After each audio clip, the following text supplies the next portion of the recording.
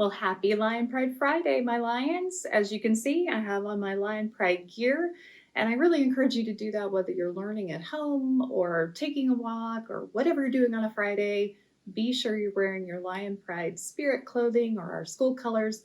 Just helps to remind you of what a great place you're studying, learning, working.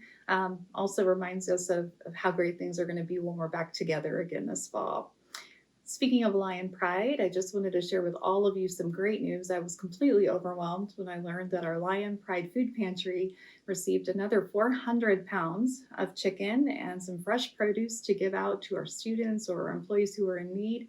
It is incredible to me the overwhelming support that we get from within this community, and I'm so appreciative. So be on the lookout for an email coming to you from Dr. Dave Stevens, our Dean of Students. He'll send that out every week, giving you the new schedule for the Lion Pride Food Pantry hours of operation during the week. I also want to give a special shout out to Pernod Ricard because they are giving us free hand sanitizer to give out for the full month. And so every person who comes to pick up something from the food pantry will also get some free hand sanitizer, which again just helps to promote health and safety. Last time that we talked with one another, I shared with you that we've made the decision to go online for our summer classes. And at that point, of course, we're continuously watching for health and safety for all of our faculty, staff, and students. So in that vein, I have made the decision that we'll continue to suspend our travel as a university through the end of June. Obviously, we don't want to put anyone at risk, and I want to be sure all of you are safe. So we feel like this is the safest course, and I'll continue to watch for our health and safety updates from the governor every day in hopes that we'll know better what our social distancing requirements will be for the future.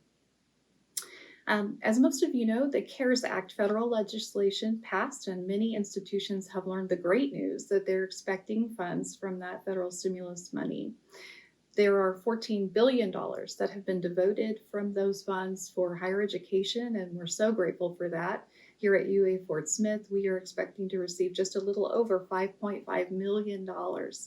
Half of that money is earmarked for student emergency aid. So I have put together a small group of people on our campus to work on some guidelines for disseminating those funds out to our students.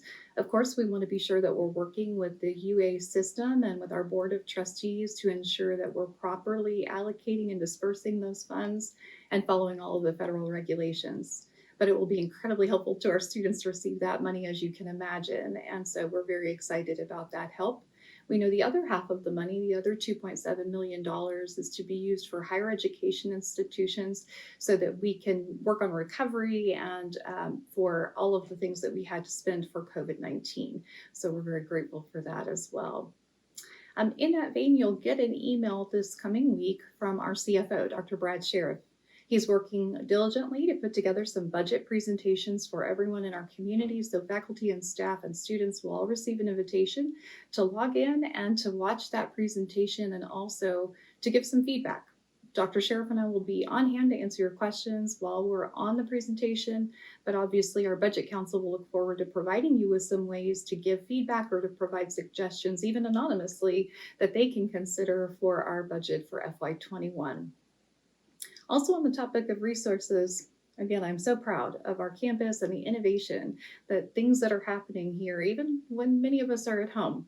So a special thanks to Professor Derek Goodson. He worked tirelessly on a test model for our 3D printing of face shields, and he actually has created more than 200 of those and disseminated them to our area healthcare providers in hopes to help protect them from COVID-19. And I cannot tell you how much I know they appreciate our support and our help during this crisis. I've also heard several of you asking questions about the fall. Boy, do I wish I had a crystal ball right now. But not having one, I can tell you that we hope for the very best, want to be together face to face, and yet we're also planning for the contingency of online courses in the event that we might have to do that. So our faculty and staff are having further discussion about how to continue working remotely if that's necessary. But again, we miss you so much, Lions. We sure hope we're back together face to face this fall.